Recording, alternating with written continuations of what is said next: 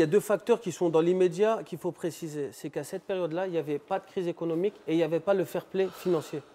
Ça veut dire que les clubs, ils avaient le droit de s'endetter et d'avoir autant d'attaquants de top niveau dans leur groupe. Donc ça veut dire si toi, tu es attaquant, aujourd'hui, dans la plupart des clubs, à part 2-3 qu'on peut citer, hein, à part 2-3 clubs, il n'y a pas de top club qui a 2 attaquants de top niveau. À notre époque, vous prenez n'importe quel gros club, ils avaient minimum 3 attaquants de top niveau. Donc moi, pour mon cas, par exemple, on parle d'Auxerre, c'est là où j'ai été formé.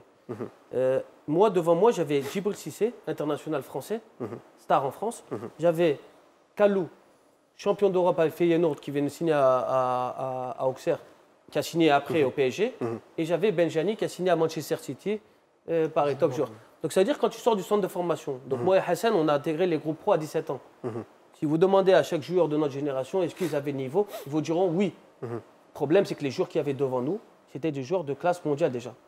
Donc, quand tu sors du centre de formation et que tu as affaire à des joueurs de classe mondiale, on n'est pas Messi. Donc, on a besoin d'un petit coup de pouce. Le problème, le coup de pouce, tu ne peux pas le donner quand tu as 3 attaquants de top. Ça. Donc, ça veut dire qu'on affrontait en fait des groupes qui étaient très complets et avec un pouvoir économique. Aujourd'hui, le fait que certains joueurs de notre...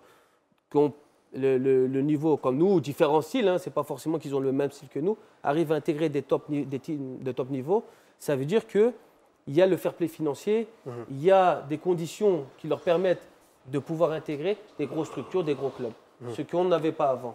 Maintenant, on ne remet pas en cause les joueurs qui sont dans les gros clubs aujourd'hui, que ce soit Roulem, Brahimi ou Riyad, c'est des top joueurs, on ne remet pas en cause leur talent. Mais je veux dire, par rapport à nous, par rapport à la question que tu m'as posée, c'était plus compliqué d'intégrer ces équipes-là. Après, par rapport aux offres qu'on a parlé avant, j'aurais pu signer à Valence. Valverde, c'était mon entraîneur. Ils voulaient que j'aille à Valence. Ils ont fait une offre de 5 millions d'euros qui a été refusée par l'Olympiakos. Pourquoi ? Parce que le président de l'Olympiakos, il m'aimait, il me payait à ma juste valeur. Le public de l'Olympiakos, il m'aimait. Donc, c'était impensable à l'époque de me laisser partir.